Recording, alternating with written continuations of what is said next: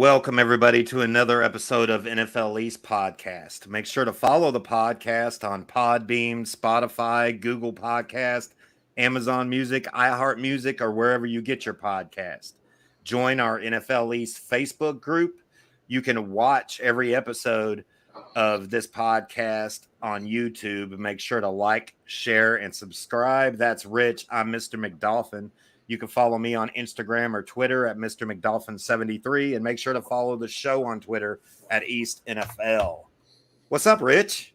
How's it going? Pretty good. Yeah. Tonight's going to be, or today will be a good show. We're going to just do a little bit of news from the East. There's some big injuries in case you haven't heard, one involving your Cowboys, but just do kind of an injury report, a little bit of news from the East. Our takeaways from the Thursday night game, we'll cover that. And then, of course, do preview and predictions for this slate of our Week 3 NFL East teams. How does that sound? Yeah, that sounds good. Cool. First, I wanted to start off, though, by giving you a chance. I know that you were able to watch NFL boy Brandon and me did a show on Wednesday evening, and we did our opinions on where these teams are at 2 weeks into the season. I wanted your opinion on your Cowboys. Where do you think they're at? They're definitely at the top of their game and at the top of the NFC, possibly even all of the NFL. But and any other team you want to touch on, where do you think these teams are at? Yeah, I think it's so far this has been a great season for you and me. Because I kind of agree that the Dolphins and the Cowboys are playing the best football right now. They may not be the best teams in the NFL at the end of the year, but at this moment they're playing the best football. So that's pretty exciting for me, and for the Dolphins, I'm sure, because it's been a minute since they were sort of the power team in the NFL. Yeah, I mean, last year, as far as the Dolphins are concerned, if you remember, they started off the season 2-0 also. And one of their wins was that big comeback win from the Ravens. So people were talking about the Dolphins last year, just like they are right now, but we know how fast that can turn around as a Dolphins fan. Sure can. Yeah, we'll take it. We're definitely, that was what I said on the podcast on Wednesday. That's where the Dolphins are at. They're on everybody's mind. That's exactly where they're at because everybody's talking about them. Yeah, I agree. If they're not in everybody's top 3 to 4 power rankings, then people are missing the boat on the Dolphins. Yeah, those people are definitely. Yeah, I remember Brandon saying something on Wednesday night about the Cowboys and the impact of Mike McCarthy's offensive play call being the play caller this season, and as Dallas Cowboy fans, we're loving it. I mean, particularly compared to what Kellen Moore is doing over in the Chargers. Hey, Brandon, with the Chargers, if you watch the Miami Chargers game from Week 1, such a good comparison and contrast with Mike McDaniel's play calling in Miami. I think he stepped his game up. I think his offensive play calling is way better suited for our Tua as far as it's playing to his game as a quarterback, his skills. Exactly. So I think the coaching play calling has been exceptional for the Dolphins and the Cowboys. I think those are two takeaways I would come away with this early in the season. Right. I totally agree with you. I think Moore's doing a pretty good job over there. The problem is Brandon Staley. That's the problem with the Chargers is that head coach, man. He's a defensive-minded coach. He has Joey freaking Bosa and Khalil Mack. And their defense is the quarterback. I mean, their defense his defense is terrible. It is. I agree. And San Diego or the LA Chargers, I mean, they're putting up points, which is fine, but they're not really doing it in an efficient way, which is what Kellen Moore is kind of his reputation is. I'll give you an example. There was, I think it was the second touchdown in the Dolphins Chargers game where the the Chargers were inside the 10-yard line. They were driving down there. They had 1st and goal from maybe the 8. And Kellen Moore just calls this like triple reverse play call. Yeah. Inside the 10-yard line, there's no room there. You're not gaining leverage on your defense and that close to the goal line. The play took like 30 seconds and they gained half a yard on it. The Chargers ended up going to scoring a touchdown on that drive, but not because of that play. It doesn't work. This is the NFL. This isn't college. You're not going to the goal of the offense is to, gain leverage on the defense in the NFL. It's not to outsmart them. You're not, you're not going to do that. And Kellen Moore just, why is he calling that play there? And then the overtime last week, which they lost, where they get the ball back first in overtime. They throw 2 long incompletions, right? And then they're 3rd and 10, and now they got to get 10 yards or punt, which they ended up punting, and they never got the ball back, and the game was over after that possession. It's just that type of play calling that Mike McCarthy is totally not on, going a totally different direction on. Yeah, I totally agree. And I see it also just like you see it, the difference in the play calling for the Dallas Cowboys this year so far. It seems like Mike McCarthy has the first down marker in sight at all times, where he was more of like the trick play kind of guy. How can we try to outsmart them? Just shut up and get the first down is what you need to do. This isn't college. Right. This is why college coaches don't necessarily see it in the NFL, because that just doesn't work. It's a whole different game. So, exactly. Yeah, but Mike McCarthy's been great. The Dallas Cowboys defense is ferocious. So yeah, it's a good start for the Cowboys, and I definitely put them 1 or 2 in the power rankings, in my opinion. Cool. At this point, that's a change. Sounds good. I wanted to get your opinion on one more team. Let's stick with the 2-0 teams. And this 2-0 team looks a whole lot different than the 2-0 teams that we just talked about. But the biggest question mark for the NFL East, in my opinion, going into the season was Sam Howell. So nobody knew how Sam Howell was going to do. We kind of, thought that Ron Rivera was kind of a nutcase. You know what I'm saying? But he said that he's seen something in practice. He said he made a comment right before the season started. If I knew he was this good, I would have started him earlier. Why are you saying that? You're at every practice. You watch him. Your job is to know he is that good. Yeah. Ron Rivera, man, something is wrong with Ron Rivera. But I don't even know if he's knowing which team he's preparing for at this point. I'll be honest. Right. Right. Exactly. So I just wanted to get your opinion real quick on Sam Howell overall the first couple of weeks. How do you like him, or do you like him? Do you like what you're seeing out of that and the Commanders overall? Yeah.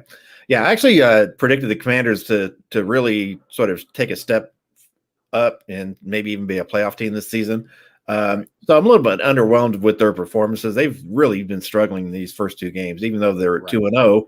In the first half of both games, they really and this is against Arizona and Denver last week. So was not expecting. I guess I was expecting them to win, but I don't even think they're covering the points.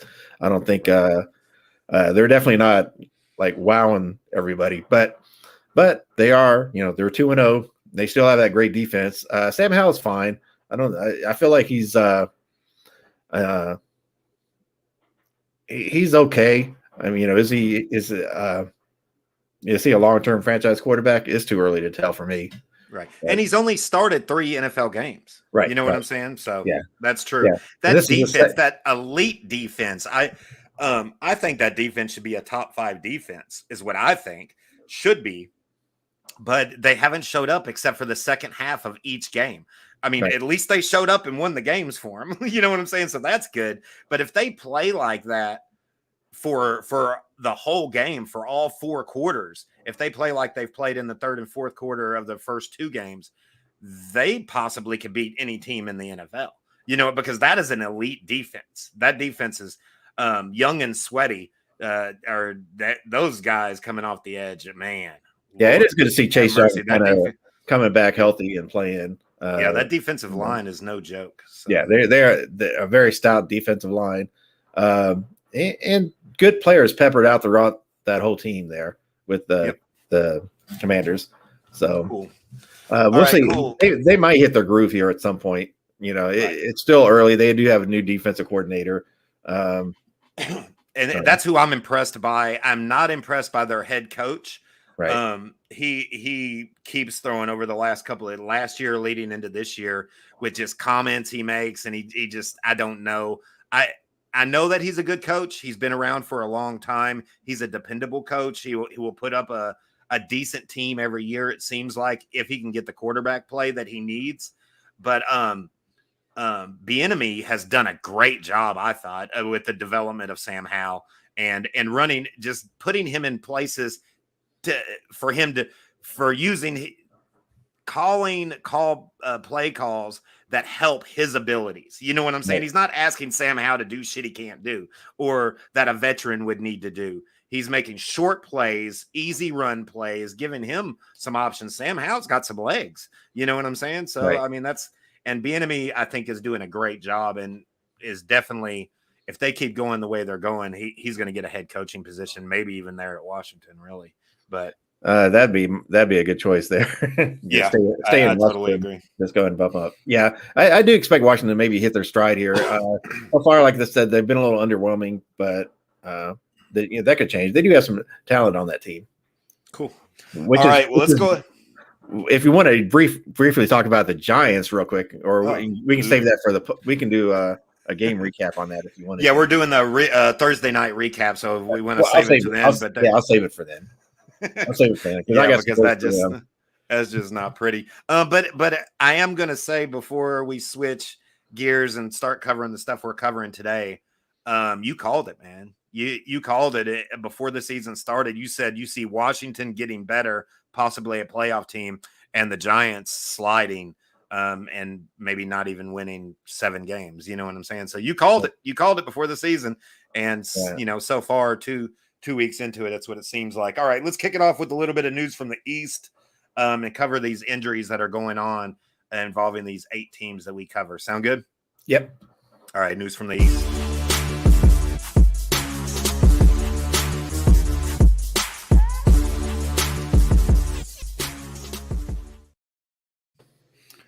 I think Brandon agrees with us about Washington, so that's pretty cool with the new era. So pretty cool. All right, let's start with news from the East. Let's start with the biggest news that I think has come out in this past week, and that involves your Dallas Cowboys with Trayvon Diggs. Cornerback Trayvon Diggs, in case anybody does not know, it has a torn ACL and is out for the season. What does the cornerback room in Dallas look like? What do you think they're going to do to try to fill this Pro Bowl spot that just came open in the cornerback position in Dallas? Right. So the cornerback room in Dallas is actually pretty decent. It's not bad. But there's no there's always a step man or next man up mentality, but there's no Trevon Diggs laying around. You know what I mean? You're not going to get him. So Dallas is definitely going to first of all, this sucks for Trayvon Diggs. He's been playing lights out so far in the first 2 games. He's got 1 interception. He caused another interception and a forced fumble. So he's just besides that, and nobody's throwing to him. Nobody's thrown to Trayvon Diggs in a year and a half. Well, what he did a year ago, you want to stay away from him, kind of. So, right? Yeah, when he got that 11 interceptions, but teams were still throwing at him. They thought they could, bait him and stuff. But he's just developed so good so far as a cornerback. Definitely, my opinion, and maybe one of the top 2-3 cornerbacks in the NFL. Yeah, I would agree with that. Performance wise. So that's a big loss for the Cowboys. Their defense has just been lights out, stellar so far. This puts a chink. Stephon Gilmore's on the other side. Is that correct? He's on the other side. Yeah. Okay. So this definitely puts a chink in the Dallas's defense a little bit. What's going to happen is they're going to move Deron Deron Bland, who's a second-year player. He's his rookie season last year, he actually led the team in interceptions with 5. So he had a stellar rookie season. But he's been playing our slot corner. They're going to move him out to the outside to replace Diggs. And fortunately, Jordan Lewis, who was our previous slot corner, has been activated off of injury. He had a torn Achilles heel last year, but he's been practicing. He's ready to play, so he'll come in and take over the slot corner position, and Deron Bland will move to the outside. I think it'll still be a strong secondary, and of course, with our pass rush, that's going to help the secondary as well. But I think Dallas they'll survive. But man, what a tough loss for Diggs, because he's just this Dallas defense has a chance to be really special, and it would have been nice to have Diggs, contribute or be a part of that, because he deserves it. Definitely a team leader on our team. Yeah, I totally agree. And the best way to play Dallas is, you want to play like Tua's been playing and getting the ball out very quick, because pass rushers cannot get to you if you got the ball out of your hand in 2 seconds. So by the time they get there, you don't have the ball. This might help some teams, because they don't have Diggs out there, which is a big threat and closes down half the field. They might have a little bit, it might be open a little bit more and take some quicker reads. Maybe. Yeah, might be a little chink in that defense. That's the only way. But 90% of the quarterbacks can't get the ball out as quick as Tua. So you know what I'm saying? If you hold on to it just a little bit, Micah Parsons will show up. So right, absolutely. So, but yeah, it does neutralize the defense, and running the ball against a great pass rush can help as well. But so this is just it's a kink in the armor, but Dallas is going to survive. I think another kink in their armor is on the offensive side of the ball. What do you know about offensive guard, all-pro offensive guard Zach Martin? His ankle, what is it looking like? I know he was marked when the injury report came out on Friday. He was marked as questionable for this week.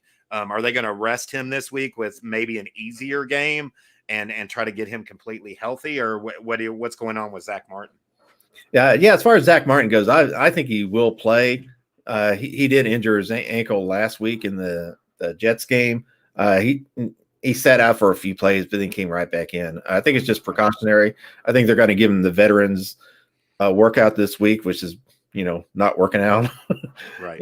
He doesn't need to. Zach Martin will be fine. He can do without a week of practice. He'll still be good. Exactly. So, but really, our center Tyler Biotish has had a hamstring issue as well. He was going to get an MRI on that.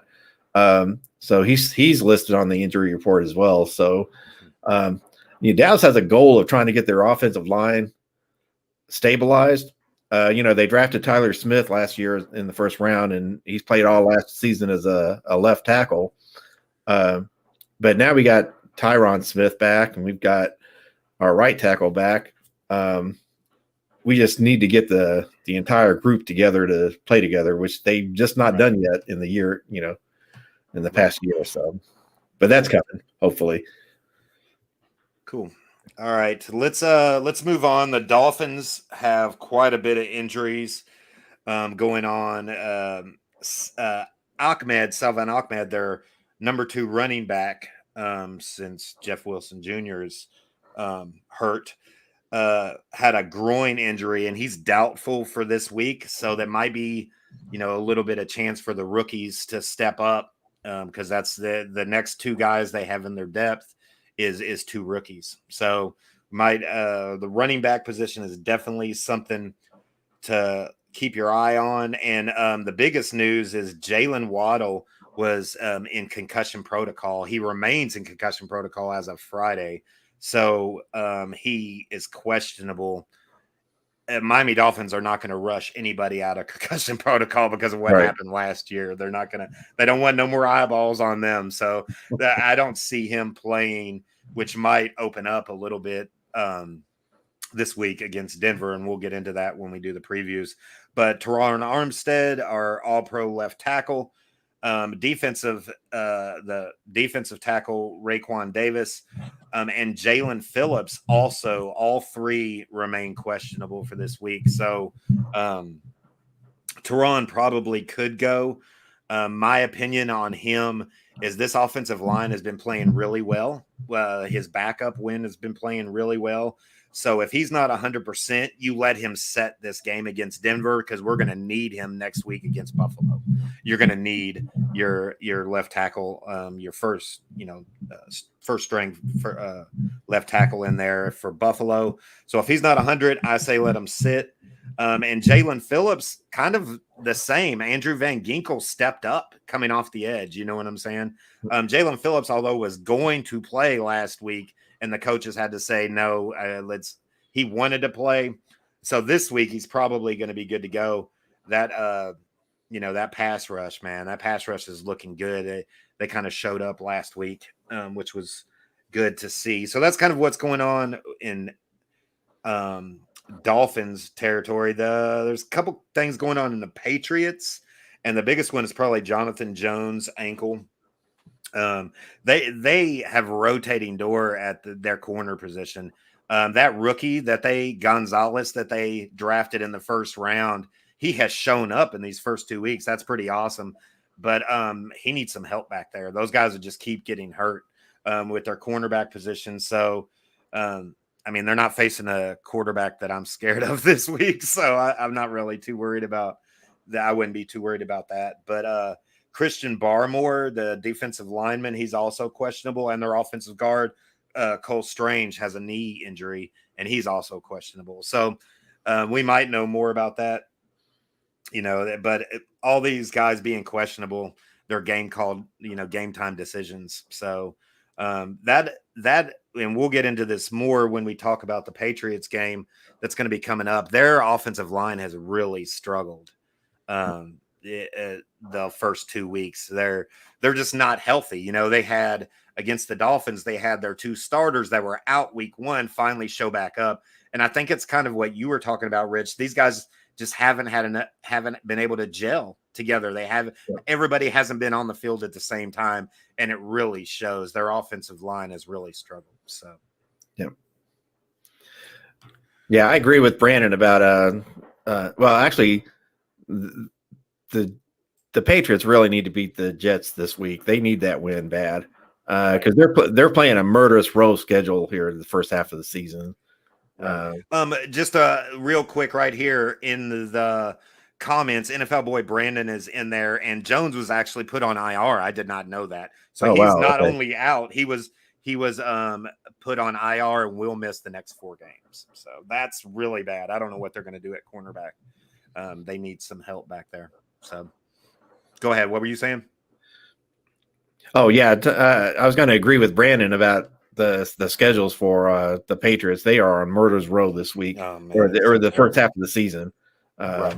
If they don't pick up a win against the Jets, it could be a little bit before they get there. Right. And they're a good team. They're solid. They're a well coached, good team. They just, they're a few players away from being, top echelon, but they're not a bad team at all. But their record, probably not. We'll get into this more. Also, I've liked Mac Jones this year. He's resembles more of his rookie year, which was the year he went to the Pro Bowl and they went to the playoffs. And so that's good. He has no weapons around him, man. They don't have a true number 1 wide receiver, and that it really shows. You know what I'm saying? It really shows. And when you play a defense that has the ability to shut down your running game, and that's what happened in the Dolphins game. You know what I'm saying? And that's just where you struggle. That's just where they're struggling because their running game, a running game and an elite defense is the kind of team that they have because they don't have any weapons. You know what I'm saying? So I don't know. Yeah, they need to help Mac Jones out. He's been there 3 years. Give him a goddamn wide receiver. Right, exactly, man. Exactly. He's got a bunch of number 2s, but no true number 1 shut down, guy. And that's really all they need, in my opinion. So, because they have that at running back already. Yeah. All right, cool. Right, exactly. That's all I got for news from the East. Let's go ahead and talk about that Thursday night game. I'll go ahead and start. And in our show on Wednesday, I asked the Giants, please just make this competitive. Kind of show up. I understand you're playing probably the first or second best team. It would either be Dallas or San Fran, best team in the NFC, right? And you're playing them, and it's going to be hard. But I'm really frustrated with this Giants defense. I'm really frustrated with the ability of getting Waller involved. And they've just struggled with that for some reason. I don't understand why, but they did show up at the beginning of the game and kind of made it a competitive game. I know me and you and Brandon, we were all texting back and forth, and you mentioned it would be nice to watch the Giants pull this upset off. You know what I'm saying? Oh, I would have, So yeah, that would have helped rooted Dallas for out him. a lot. But with Saquon Barkley out, I really thought they needed to figure out a way to get Darren Waller and the rookie Jalen Hyatt more involved. You know what I'm saying? The problem is I guess they weren't thinking the same thing, or San Francisco's defense knew that and kind of took that away, because Waller, he went 3 for 6. He only got 30 yards. But Hyatt, who made the big play in week 2 to help them get that win, he wasn't targeted one time. So he was completely just shut down. You know what I'm saying? You have this who has the potential. Jalen Hyatt has the potential of being a number one wide receiver, and he could be that guy that your team has needed. And he's not targeted one time. You know what I'm saying? You didn't even try to get him the ball. I don't understand. Daniel Jones went 22 for 32, 137 yards, 0 touchdowns, and 1 interception. But I don't know how well you expect this offense to do going up against, the top 1 or 2 defense in the NFL. But the Giants defense, dude, they do not look good to me at all. They struggle. They just haven't showed up. They finally got their first sack of the year. You know what I'm saying? They went into this game in week 3, no sacks, no interceptions. Just terrible. They finally got their first sack and still waiting on their first interception. So they do have the 2 rookie cornerbacks back there. But what do you think's going on with the Giants? How do you feel about it? And you've seen this coming, like I said. So what's your opinion on the Giants? Right. Well, the Giants have a litany of problems. One, they just need better personnel. They're all around the top to bottom of that team. They need more talent on there. Which this is why I thought Washington would do better. I do think Washington's got a more talented roster than the Giants do. Yeah. The Giants' biggest problem is their offensive line. They have some issues there. They can't protect Daniel Jones against an elite defense. There are 2 draft picks last year, Evan Neal and Thibodeau for the defense. Their edge rusher at some point are they bust? Evan Neal is really struggling over there as right tackle. They were missing their left tackle in that game as well. Thomas, right. Yeah. I think he was set out hurt and stuff. So, and of course, no Barkley on top of that. Right. That offense is just going to struggle. They're just going to struggle. They don't even have, because that offense runs through Barkley. You know what I'm saying? And that's why I thought they would have to pivot and run through, a short pass game and use Waller and Hyatt. So, but they didn't. Hyatt, he's a speed guy, right? He does that blade. He's a burner. He can force that defense to move back. Is what he could do. But if you don't target him one fucking time, you're going to have the defense up in your face all night. You know what I'm saying? Yeah, you have to. Well, using a deep threat, you need some time. You got to have a look. You got to have. That is true. You got to have your 2 seconds to get your deep wide receiver. And Hyatt's not the best route runner yet. He's still developing, but he does have the speed that you can't coach. But it's gonna take a little bit of effort to work that in. And I feel like they gotta. They're like at ground zero on their offensive line. Right. They've invested capital in it, but it's not really paying off for him. And um, until that changes, I just feel like the Giants are just kind of struggling, regardless of the coaching and the quarterback capabilities. Right. So. I totally agree. NFL boy Brandon said there at the first bit of the game, it was a game and the 49ers took over and started beating the hell out of the Giants. And it looked like Brian Daboll just gave up there at the end. And yeah, it looked like he didn't have any other choice but to give up because right. Well, I mean, nobody thought the Giants were going to beat the 49ers.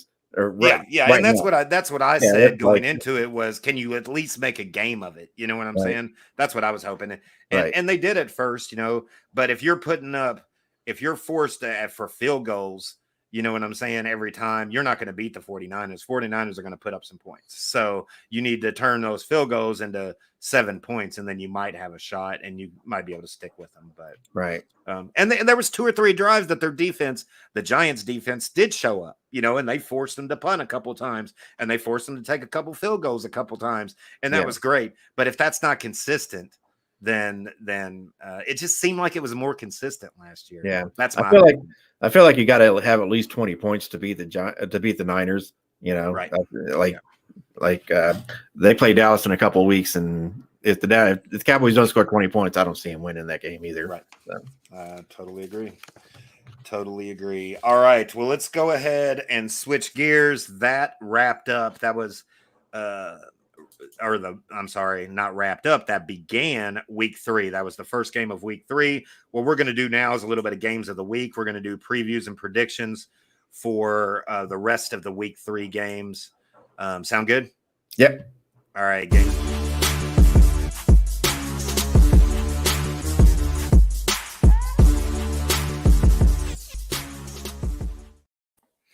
All right, cool. Games of the week 3. Let's start with some 1:00 games. First up, let's go Broncos, Dolphins. A lot of people are talking and thinking that this could very easily be a trap game for the Dolphins. And the reason why is because we have Buffalo next week in a really big game on the road in Buffalo. So a lot of people are thinking that it seems like every year as a Dolphins fan, the Dolphins do this. This is the reason why this isn't a made up thing. Every year they seem to go in against the team they should beat and lose that game, figure out a way to lose that game. And it always feels like because they're looking down the road, they're looking at the next game coming up or something like that. So a lot of people are marking this game as the possible trap game for the Dolphins, but I disagree. And the reason why is because in the first 2 weeks, the Dolphins have been on the road. They haven't had a home game yet. This is their very first home game this year. This is their opening game. And that's why I don't think they're going to look past it. They're going to want to show out for their home, for their home fans. And so I think they're going to take it, I think they're going to be ready to play and show up. So the Dolphins, they're just a better team than the way the Cowboys are playing right now. And they should win this game, in my opinion. I don't know, the Broncos defense is not playing great this year. They've got some injuries also, but I think straight across the board, they just need better personnel, especially on defense. Russell Wilson is he's playing better than he did last year, but how high is that bar? You know what I'm saying? Right, I mean, he's still, I mean, the key to Russell Wilson is he scrambles out of that pocket because it's hard for him to see in the pocket over those big guys. He scrambles out and he can see, which gives him the ability to see downfield, and he makes smart decisions. That's Russell Wilson when he was going to Super Bowls and winning the Super Bowl. He's just not making good decisions. You know what I'm saying? And there's been stuff come out with Coach Payton that the audibles and the play calling and stuff, they're having a problem with that. You know what I'm saying? Peyton said, if we got to put a band on it, a wristband on it, then that's what I'm going to do. You know what I'm saying? I mean, because they're having problems getting the play calls in. Russell Wilson I don't know, man. He seems really rusty and real just not there. I don't know if he's lost it. I don't know if he's washed. If he plays like Russell Wilson has been playing, the Dolphins should win this game pretty easy. The Dolphins defense has shown up in week 2.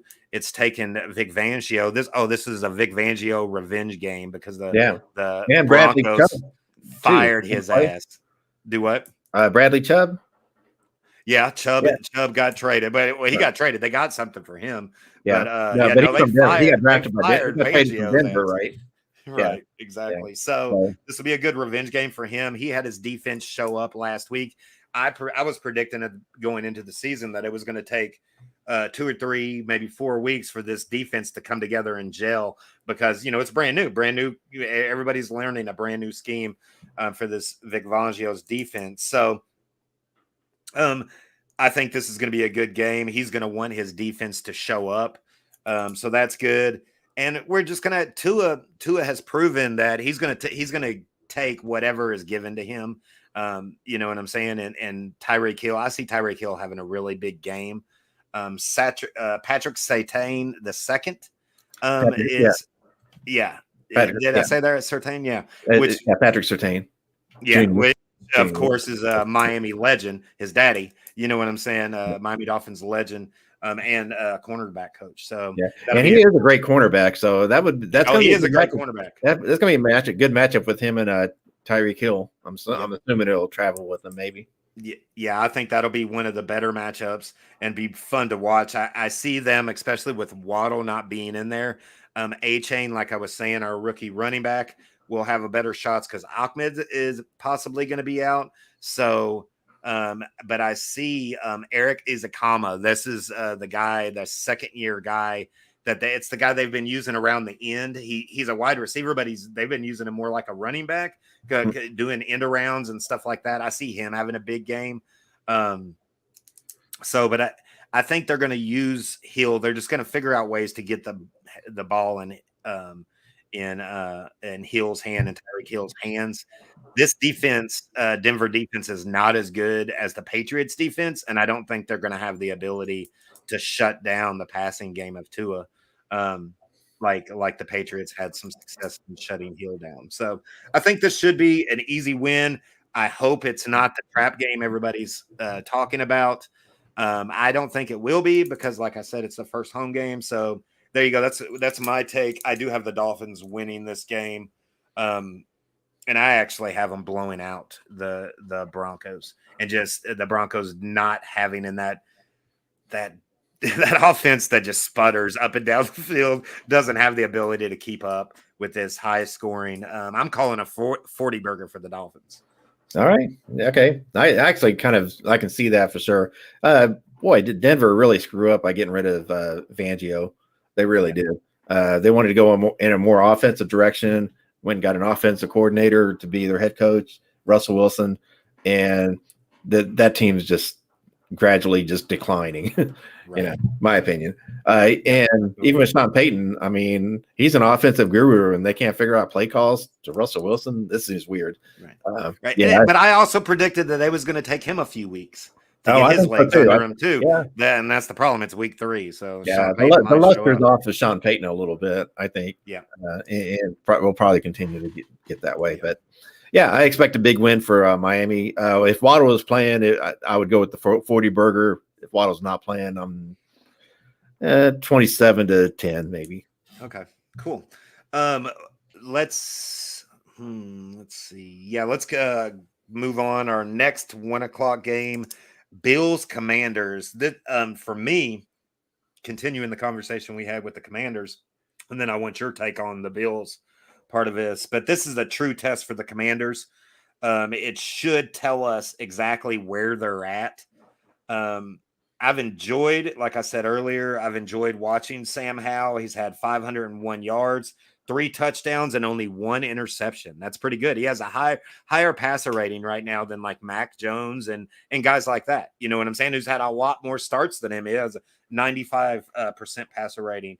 The problem is that the Commanders have no chance of winning this game if the defense waits till halftime to show up, because Josh Allen will have the doors blown off by halftime. So if this defense can show up at the beginning of the game and help contain Josh Allen, and I think they're good enough to do it.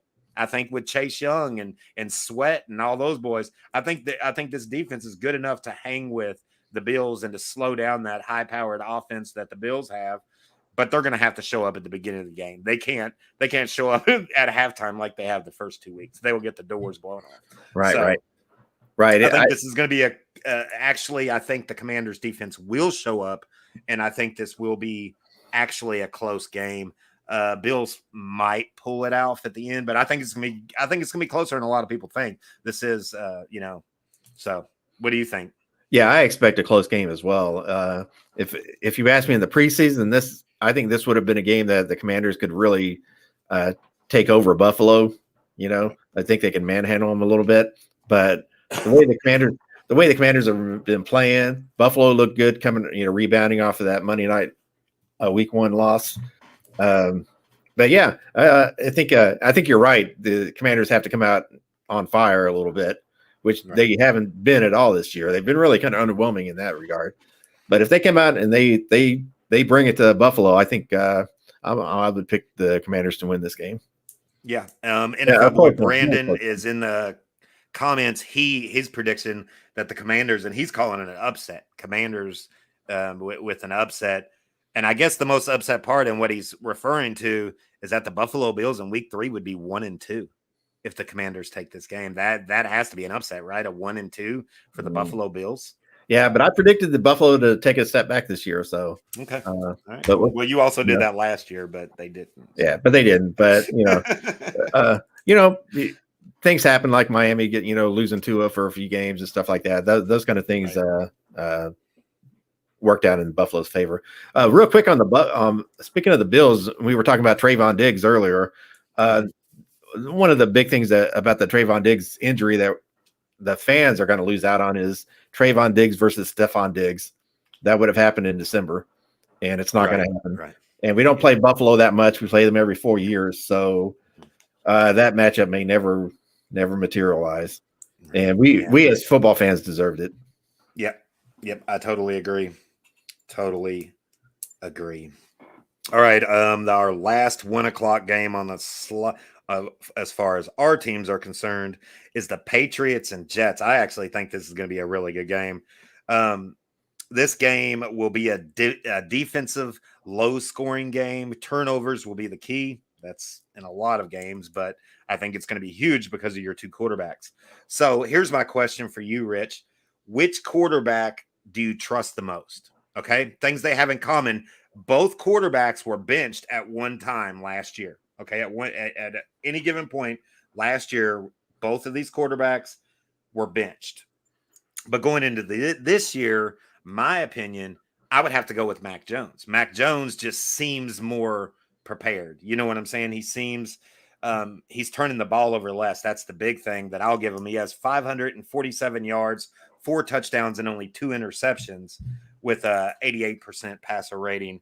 And I don't think, like we were talking about a minute ago, I don't think it's Mac Jones' fault that he don't have no weapons around him. You got to blame that on your fucking general manager. You know what I'm saying? Year 3. Year 3. It's not his fault. Right. Yeah. It's not his fault. And if you flip the idea behind this, Zach Wilson has really good weapons around him. He has Young. He has the offensive player of the year, the rookie offensive player of the year last year. Now in his second year and kind of saving the day, especially in that week 1 game, against the Bills, saved the day. So he has a lot better talent. He has better running backs. He has just as good running backs. You know what I'm saying? But a lot better wide receivers. So I don't know. To me, when I think about it and I take last year, I'd look at last year and then I look at the first 2 games this year. I trust Mac more than I do Zach. That's just, you know what I'm saying? I just trust him more. I don't trust Bill Belichick. You know what I'm saying? Not giving any respect to his damn quarterback and letting him come in without a true number 1 receiver. But I think Mac Jones, the biggest thing for me, and this will be the call of the game, is Mac Jones will turn the ball over less than Zach Wilson. Zach Wilson will have more interceptions. You know what I'm saying? Yeah. And you look at the 2 defenses. The 2 defenses are both badass. That's the thing the Jets have is the Jets have probably, in my opinion, the third best defense in the whole NFL and probably the best in the AFC. You know what I'm saying? In my opinion, they're right up there. You're There's, talking about the Jets. Yeah, the Jets defense. Yeah, that's a ferocious defense for sure. That is. It's crazy. I mean, they gave Dallas Cowboys some fits. So they're going to give Mac Jones some fits. You know what I'm saying? They're going to give him some fits, but I think he possibly will make less mistakes than Zach Wilson. But I agree with that. I think Mac Jones loves football better, more so than Zach Wilson does. I just, you can see it in the professionalism. Like Mac Jones is out there, trying to get better every game, and he doesn't have the gifted, arm strength that Zach Wilson has, and or whatnot. But definitely a more cerebral quarterback, right? I think. And Zach Wilson, I don't know. He's the number 2 overall pick in year 3, and man, he really struggles. Just to seems to even just reading basic defenses and stuff like that, which I think Mac Jones is getting better and better at. Right. So, totally agree. Okay, so predictions. If I make a prediction on this game, though, man, the Patriots got to win this game. They just really have to. Really? I think they have to. I mean, I give them the slide of the quarterback play. Definitely. I think Mac Jones, I think it's going to come down to which defense can score points. If I told you right now that the Jets score 14 points in defense, they're going to win this game. You know what I'm saying? They're going to win this game. And I mean, and that's what the Jets do. The Jets create fumbles. They get interceptions. They force. I don't think it's necessarily going to be Mac Jones, but I can see them popping the ball out of some of these guys' hands because they don't have any true number 1 receivers. You know what I'm saying? And so, I mean, and that's what I see. I see the defense. If the Jets defense scores points, I think the Jets are going to win this game. You know what I'm saying? If they have an off week, if you're a Patriots fan, you got to be hoping that the Jets defense kind of has an off week and doesn't show up. You know what I'm saying? But they haven't done that yet. They've showed up for 2 weeks. Right. And defense travels, as they say, your defense, exactly. You can control that. Offense is kind of, you can get in and out with getting in sync and stuff. But defenses, that's running and seeing the play and running it. Right. So, and then the other flip side of this, and now we're going back and forth, right? So quarterback, we'll give it to the Patriots. Defense, we'll give it to the Jets. The Patriots own the fucking Jets. The Jets haven't beat the Patriots in forever. You know what I'm saying? I mean, they own them. I feel like there was a game last year between the Jets and the Patriots that ended up being like 6-9 or something. Yeah, some crazy score. If Brandon was here, I can remember. But right, exactly. Speaking of NFL boy Brandon, he's in the comments again. He's picking the Pats with a blowout. All right, it's time to pick, man. We're going back and forth between defenses and quarterbacks, and you call it, Rich. Who's winning this game? I think the Patriots edge them out. I do think it's going to be 14-13. Right. But I think just a little bit more offense from the Patriots. And like you said, as defenses are scoring, which is a strong possibility, that I think that could be a deciding factor. But right. I say it's close game. Patriots pull it out through desperation. Okay. All right, cool. I'm going to go the other way. I think Mac Jones has a better day than Zach Wilson. But I believe the Jets defense, I'm just not going to give up on them. I'm not going to think they're not going to show up. So I'm going to automatically give them 7 points. You know what I'm saying?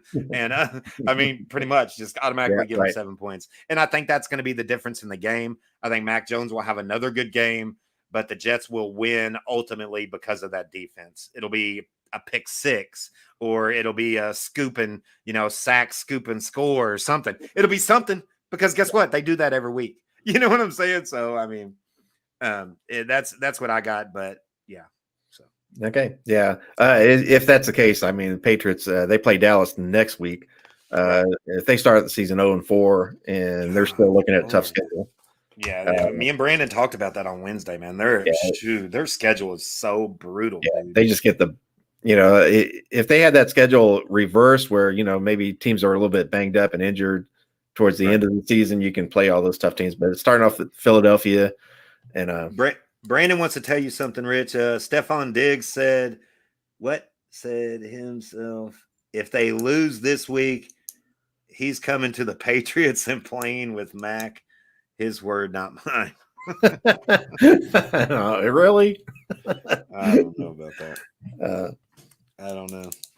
I don't know. Maybe. What if he does? What if? I can see Diggs leaving Buffalo at some point, but the name won't be for a division rival. Yeah, it's pretty crazy. Pretty crazy. All right, cool. Is that all the 1 o'clock games? Yes. The only 4 o'clock game, 4:25 p.m. Eastern time. We got your Cowboys going up against the Cardinals, which is a team that nobody told the Cardinals that they're supposed to be, tanking this year because That's they've all we shown heard up to play for 2 weeks. You know what I'm saying? Right. All we They heard are 0-2, but they have shown up. So yeah, they're playing tough. They're not they're not tanking out in the open just yet, maybe. Right. Exactly. But they might after tomorrow. Yeah.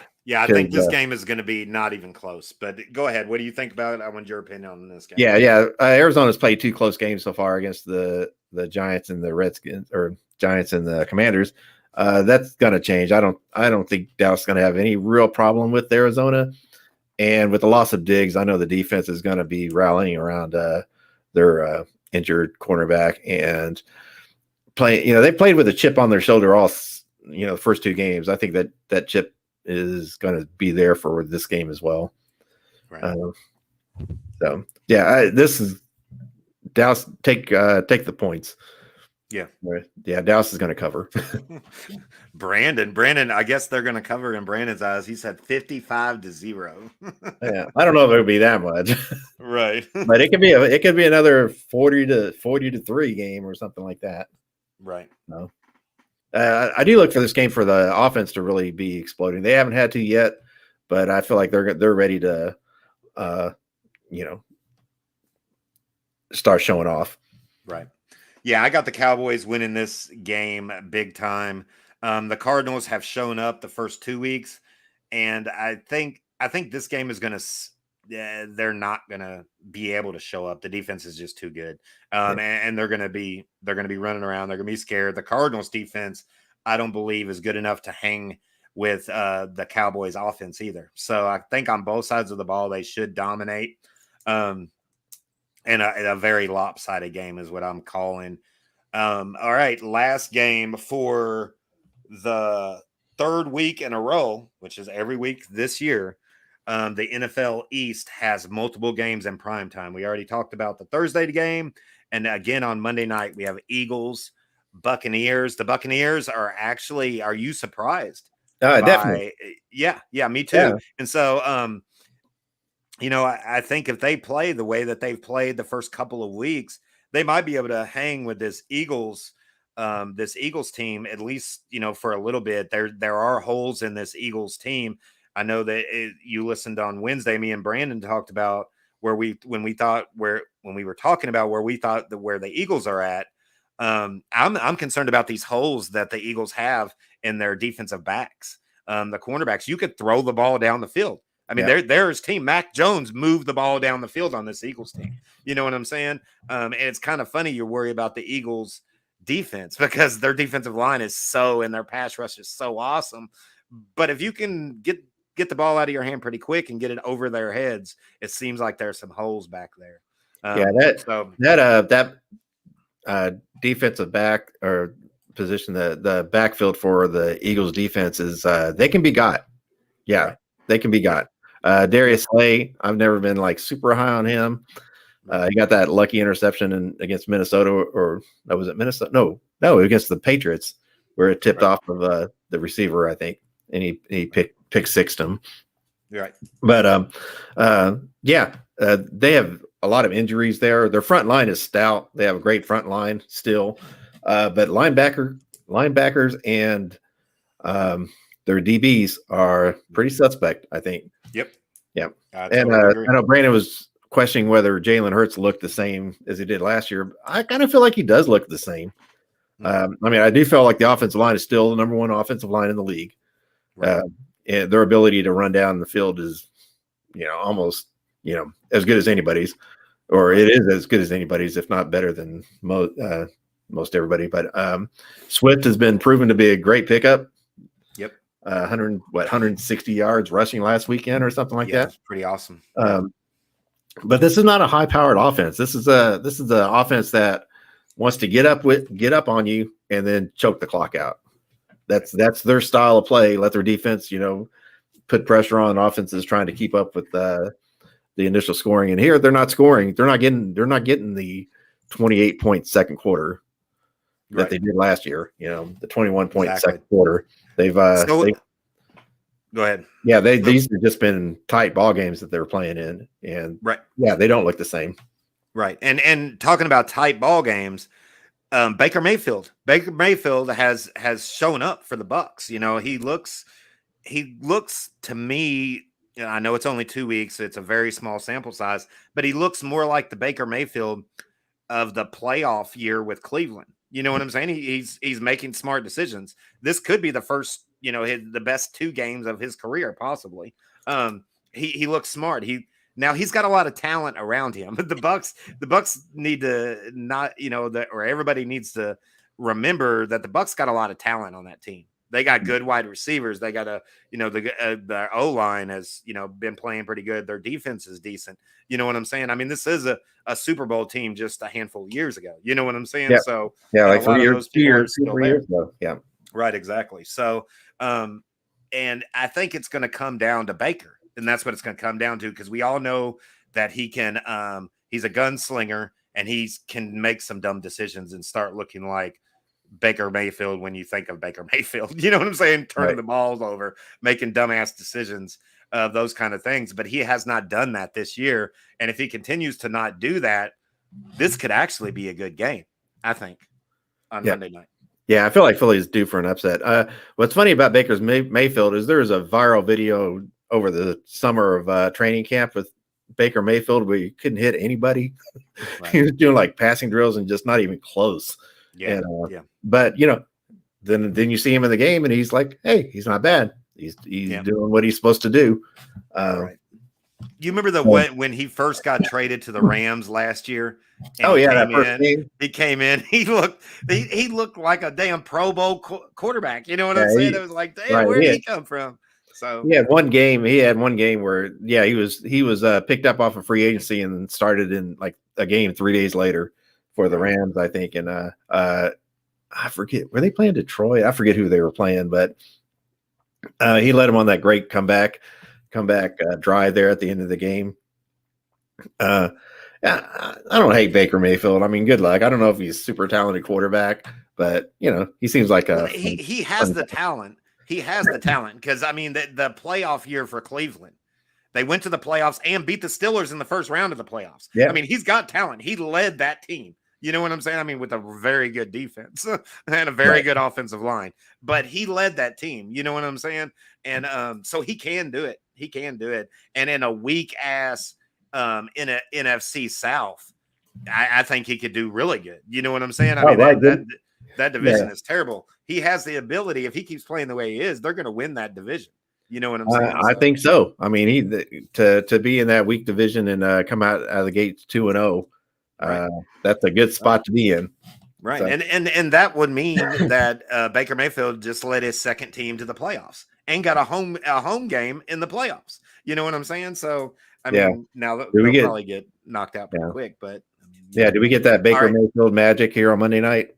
Right, exactly. I mean, or do we get that Baker Mayfield that all of us has come to know and hate? So, Brandon says he's a smarter Johnny Manziel. Okay, well, that doesn't say much. Exactly.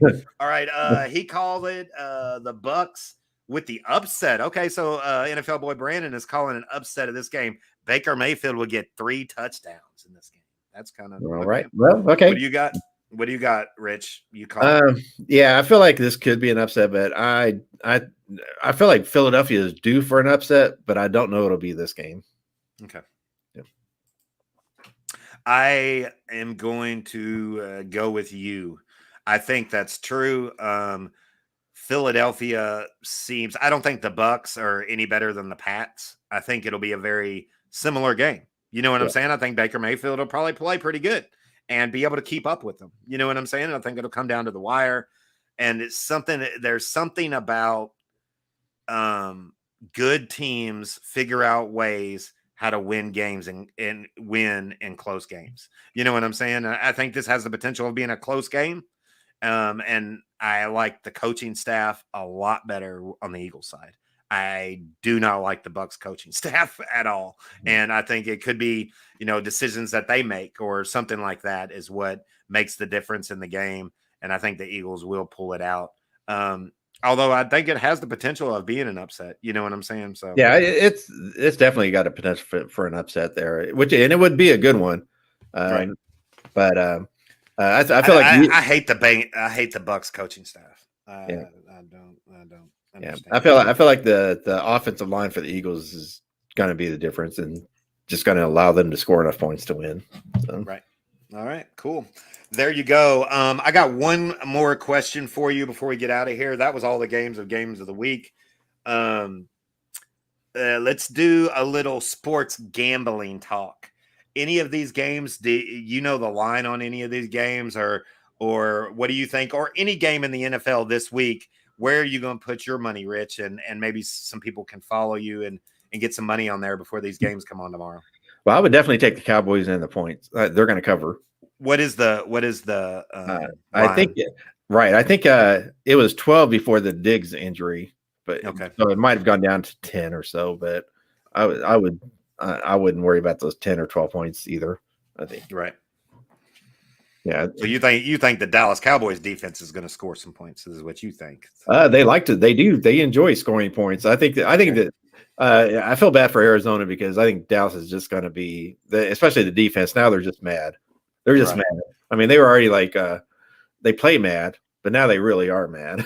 Right. Losing Diggs. I don't know if you've seen the players, the Cowboys players on Twitter going back and forth with ESPN and other players or other media people.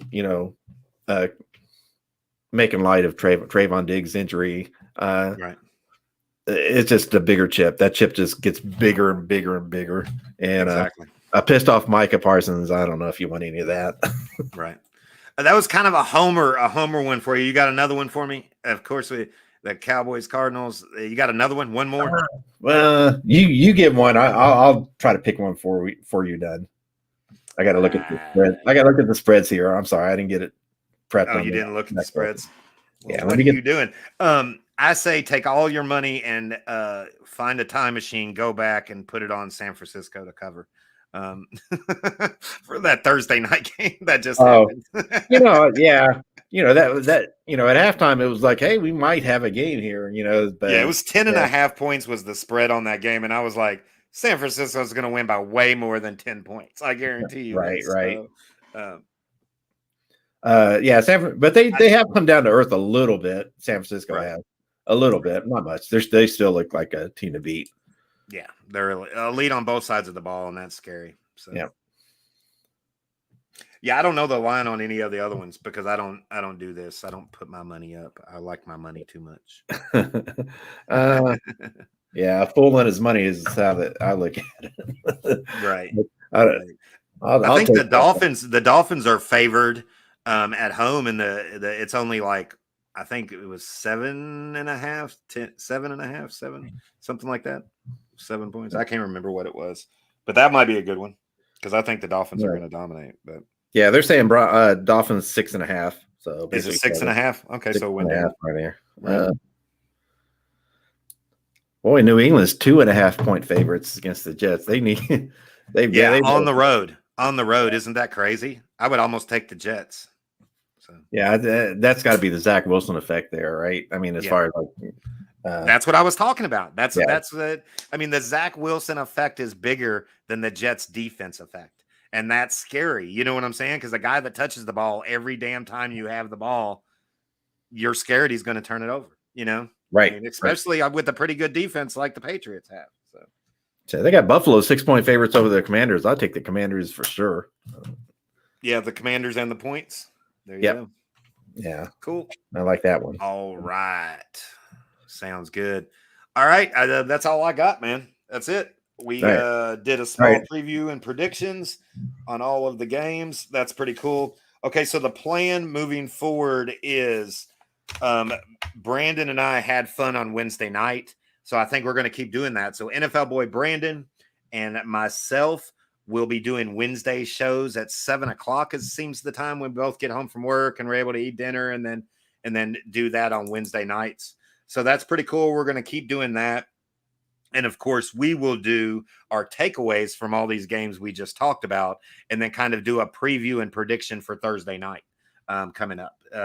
So we're going to do that. And then noon on Saturdays seems to be pretty good for this show here. So let's just plan on that and let everybody else plan on that moving forward. So catch us here at NFL East Podcast on Wednesdays at 7:00 and Saturdays at noon. Sound good? Sounds good. Hey, real quick before you go, I love football every night of the week almost, I would say. But if you're going to play 2 games on Monday night, make them different times. Yeah. I'm glad you brought that up because I was wanting to talk about that for a second. Also, I totally agree. I don't like. We were talking about this and we have a group chat, me, you, and Brandon. And I was pissed off about it. I mean, really, because. And I think a lot of the players are pissed off about it too, because when you play on Monday nights, you're in prime time. The reason why Monday nights is so special is because you're the only team on. All eyes are on you. You know what I'm saying? Mm-hmm. And when you take these 2 games and you lay them over the top of each other, and have them both on at the same time, even though you're staggering them a little bit, it doesn't matter. If you're gonna, I'm okay with you wanting 2 games because the NFL wants money. That's what they want. They want money. Sure. And they want as many games as possible. They would have a 20-game season if they could get away with it. You know what I'm saying? Which luckily they can't but anyway, they would if they could get away with it. Do it back to back. Give us an earlier game. You know what I'm saying? Give us an early game. I understand that's going to be really early on the West Coast, but guess what? You're going to have to do it. To give us back to back, just leave us our fucking prime time Monday Night Football where all eyes on me. You know what I'm saying? You have to have that. And when it's your team, like when you see the Dallas Cowboys in that spot, Rich, don't you get pumped up? Because you're like, we're the only fucking game on right now. You know what I'm saying? You get pumped up as a fan. So I know the players get pumped up. So what the hell are they doing putting another fucking game? And one of the games always seemed like the lesser game. You know what I'm saying? I mean, you wouldn't do that. You wouldn't have 2 Sunday night games. You wouldn't have 2 Thursday night games. But if you're going to have 2 Monday night games, give them, let each team show off. I mean, you had Carolina there that doesn't get a lot of primetime games lately.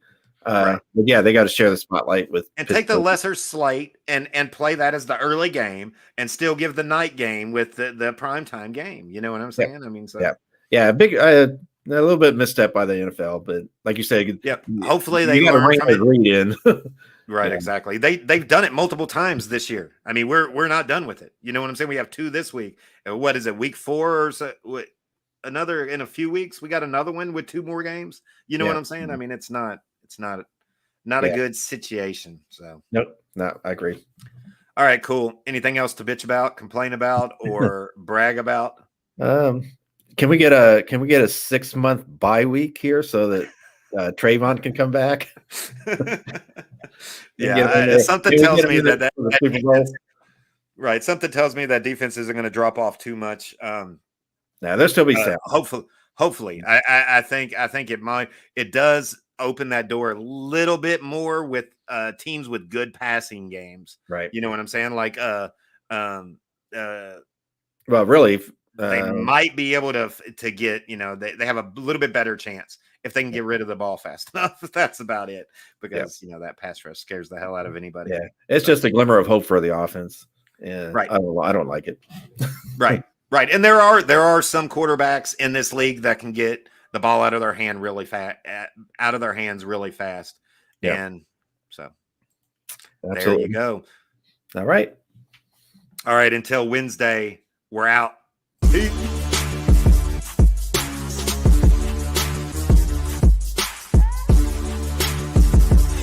Two games, really, on Monday night? Come on now.